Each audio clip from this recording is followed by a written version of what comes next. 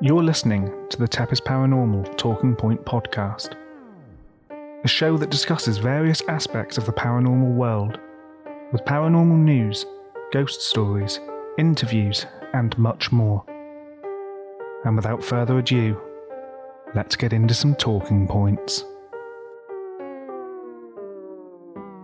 Hi guys, Scott here from TEPIS Paranormal, and welcome back to the TEPIS Paranormal Talking Point podcast. So in today's episode, we're going to be taking a look at 8 haunted English pubs. So without further ado, let's start with number 1, the Red Lion Public House in Avebury. Found within a prehistoric stone circle in the village of Avebury, the Red Lion is a pub with a long history. Built in the late 16th or early 17th century as a farmhouse, it later became a coaching inn in the early 19th century. It's from its time as a coaching inn that one of its many ghostly apparitions originates, with a phantom carriage being heard and seen moving through its yard. Landlords of the pub have reported that sighting this spectral carriage is an omen of tragedy and means that a close relative is going to die. The pub is also said to be home to ghost children, where 2 have been seen cowering in the corner of the avenue bedroom, and a ghostly woman is often accompanying them, sitting at the writing table, though oblivious to the children's panicked state. Additionally, the ghost of Flory haunts the pub. Flory took on a lover while her husband was away fighting the English civil wars, and when he returned to find the couple, he killed them both, shooting his wife's lover and slitting Flory's throat before throwing her body down the well that can still be found within the pub. It's said that Flory's spirit has been seen searching for her bearded lover ever since, with bearded visitors to the pub attracting the attention of this spirit in particular. Next up, we have the Stag Inn in Hastings.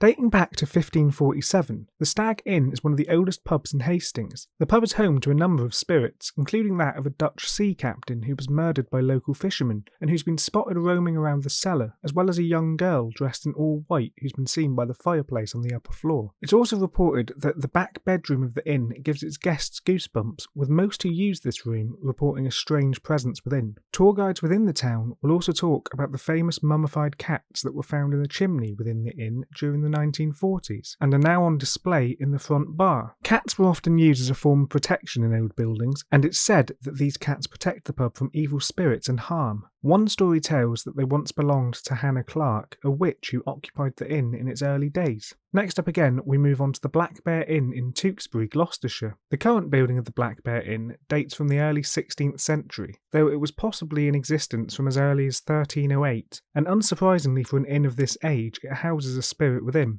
A headless man dragging chains has been seen haunting the rooms and corridors of the inn, with some witnesses reporting that he's wearing an army uniform. This has led to suggestions that he's a defeated Lancastrian soldier who fought in the Battle of Tewkesbury in 1741, and later sought refuge in the town after fleeing the battlefield. Moving on again, we're now going into London. Found in the district of St Pancras, Mabel's Tavern gets its name from an Irish-born woman, Mabel McKinnelly. She married into the family who owned Hamilton House in Mableton Place and became Mabel Hamilton. Mabel died in the 1970s, and since her death, she'd been known to revisit the pub with several sightings of her taking place. On one occasion, she called the landlady's name repeatedly in the early hours of the morning, and she's also been heard operating the pub's dumbwaiter, which was removed several years ago. Occupants of the pub have reported hearing it in use in the early hours of the morning, but find nothing upon investigation. Moving on again, we have the Cooperage in Newcastle upon Tyne. Found in Newcastle upon Tyne, the Cooperage was built in the 15th century as a house, and later became a cooperage before becoming a pub and restaurant, which it remains today. Sited close to the banks of the River Tyne, it's reported that the site was the location of a battle between a Royal Navy press gang and locals, which caused the death of Henry Hardwicke. Since then, the ghost of Henry has been seen at the Cooperage as well as in the adjacent alleyway. The pub's also said to be home to a second ghostly figure who dresses in Edwardian garb and is said to appear and disappear throughout the pub. Next up, we have the Ostrich Inn in Collinbrook. This time in Slough, the Ostrich Inn was opened in 1106, making it the 4th oldest pub in the country if the dates are correct. In the 17th century, the pub was the site of over 60 murders by the landlord John Jarman and his wife. The pair had an elaborate trapdoor built in one of the inn's bedrooms, so that when a suitable rich guest came to stay, they would wait for the visitor to go to sleep and then open the trapdoor and drop them into a boiling vat of water in the room below. It's rumoured that this act was the inspiration for Sweeney Todd. Legends also state that famed highwayman Dick Turpin used the pub as a hideout and that King John stayed in the pub in 1215. A pub of this age is bound to have paranormal claims associated with it.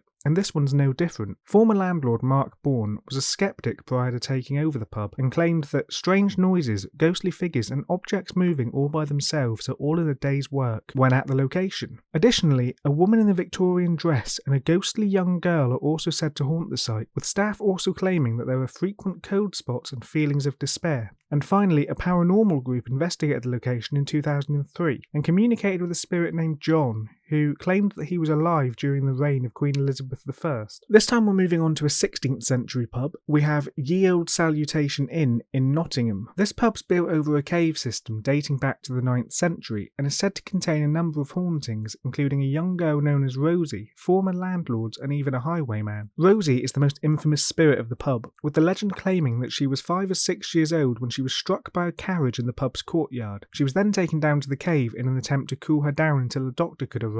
However, she passed away before he could arrive. Soon after this, customers in the pub complained that they were getting small scratches on their bodies, as though a child was scratching them. This happened for around 2 weeks, until the landlord took a doll down to the cave and left it there, and since then, customers and staff have taken to leaving offerings to the girl in the cave. One landlord, who didn't believe in ghosts or spirits, removed all of the offerings, and his beer went off overnight. After Rosie, there are 3 former landlords said to haunt the pub, each named John. The first hung himself upstairs, the second accidentally poisoned himself when making a meal after handling rat poison, and the third fell down the cellar stairs and broke his neck. The third John in the cellar is said to throw things and slam doors if the cellar's not kept spotless. Other stories of the pub include a pirate who drowned in the well, which can be found in the cave system, and a highwayman who can occasionally be seen drinking sat at the bar. Next up, we're moving back to London for the final entry on this list, this time the district of Holborn. The Viaduct Tavern is a pub and gin palace that was originally built in 1865 and later remodelled in 1900. Found opposite the former Newgate prison, the pub's rumoured to have a particularly haunted cellar. If you enter the cellar, you'll find several disused prison cells dating back to the site's usage as a debtor prison.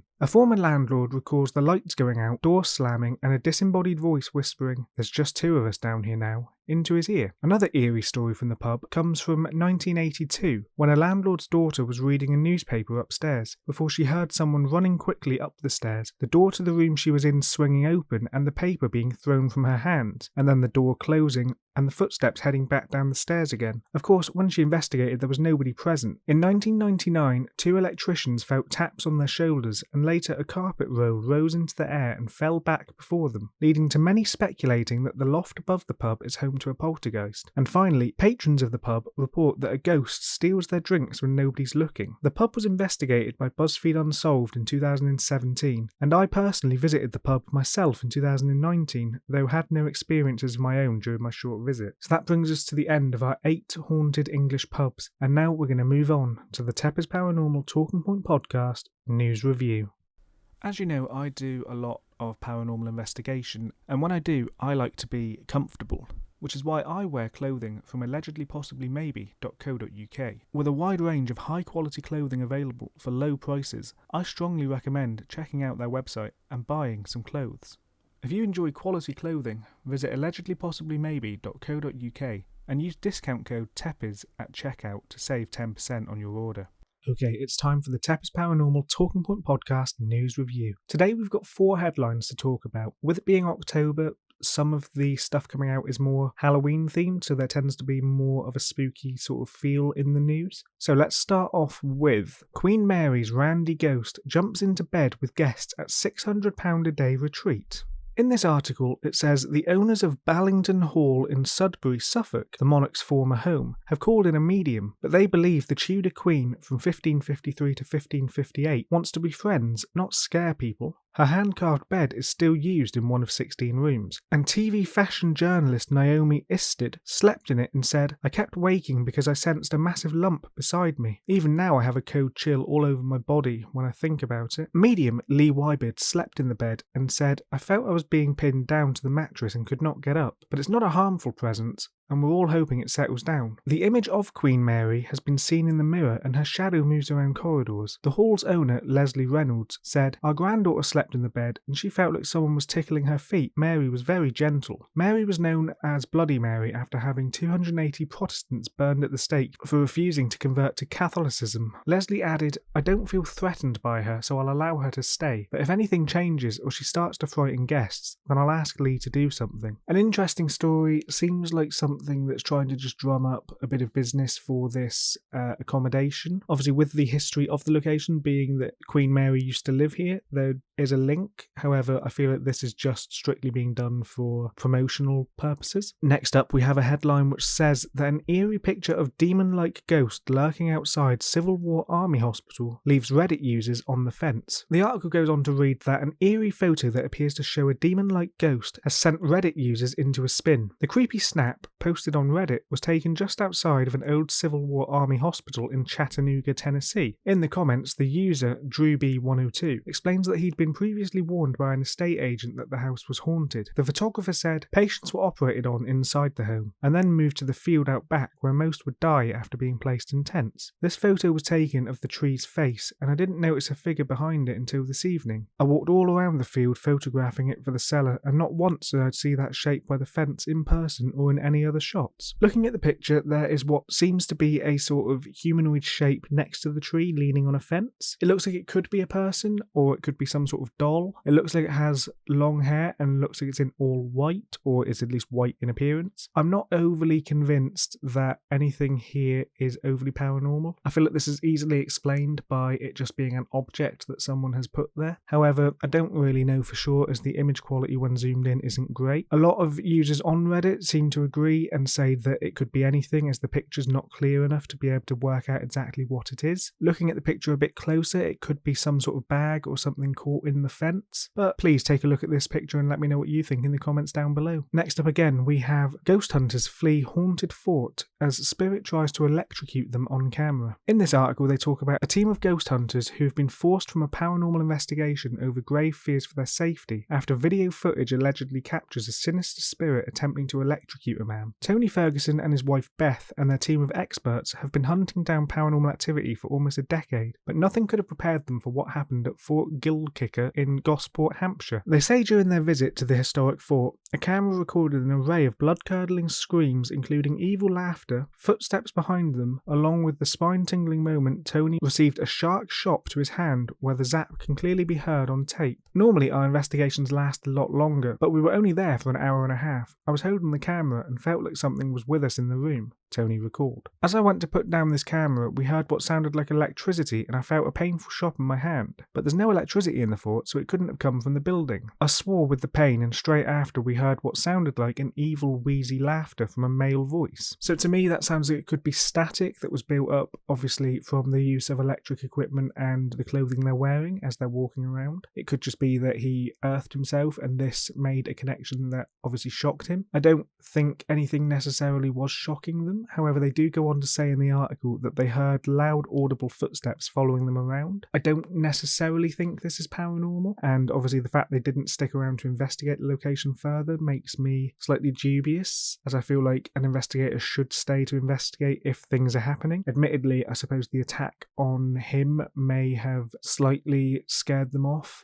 but I don't know. I'm intrigued and would like to know more about this location though. Finally, we're moving on to an interesting article. The headline reads, "I'm married to Michael Jackson's ghost. He uses my body to dance and sing, but he won't have sex with me." In this article, a medium claims that she's married to Michael Jackson's ghost, but he refuses to have sex with her. Kathleen Roberts says the king of pop's spirit lives inside her and uses her body to dance and sing. But the late Thriller icon appears more interested in cookies than Nookie. She claims that every time she tries to be intimate with his ghost, Michael makes her reach for the biscuits instead. Kathleen, who, and this bit's important, also claims to be the reincarnation of Marilyn Monroe, says she's been in a relationship with Michael for several years years, and though they never met when he was alive, she feels his ghost was attracted to her childlike personality and small hands and feet. Much to her disappointment, however, Michael won't take their romance to the next level. She goes on to say, "He scares me with spider visions and dead corpse visions if I kiss him or try to initiate romance physically." Kathleen, from the United States, has previously shared TikTok and Instagram videos of her singing and dancing while possessed by the Billie Jean star, but has since deleted the content. She said, "Michael stays in me all the time, so he comes to the restroom with me and calls these special bonding moments toiletries. He talks to me a lot, which is not what I expected from the shy man I saw on TV all those years ago when I was a fan. He stays possessed in me, relaxed, not channeling and just enjoying living through me and communicating with me as a husband. So he likes to eat in me, he loves cookies, he cusses a lot more than I'd expect him to as a former fan. He's very bossy and points things out like flaws and mistakes she makes. She assumes he got this from his father. She tries to overlook them because she loves him and she's not perfect either." Kathleen says that cruel haters have smeared her as mentally ill, but she insists her story is 100% genuine. She added, "Michael's helped me deal with the stresses of online fame and how it compares to his fame. She feels special that he chose her for his wife, and they treat their relationship as though they're married. And though they've had their ups and downs, the truth is she just can't stop loving Michael." So this woman obviously sounds like she is either fraudulently claiming to be Michael Jackson's wife and have Michael Jackson's spirit possessing her, or she genuinely believes this. I, however, do not. I think the fact she thinks that she's the reincarnation of Marilyn Monroe is odd, and it is known that Michael Jackson had some sort of infatuation with Marilyn Monroe, which would obviously give them a link here. But at the end of the day, I just don't really believe what I'm reading here, and I don't think this is genuine. However, please let me know your thoughts on this woman that is possessed by Michael Jackson in the comments below. And with the end of this headline brings us to the end of this episode of the TEPIS Paranormal Talking Point podcast. I'll see you in the next episode for the Halloween special. Thanks for listening, and goodbye.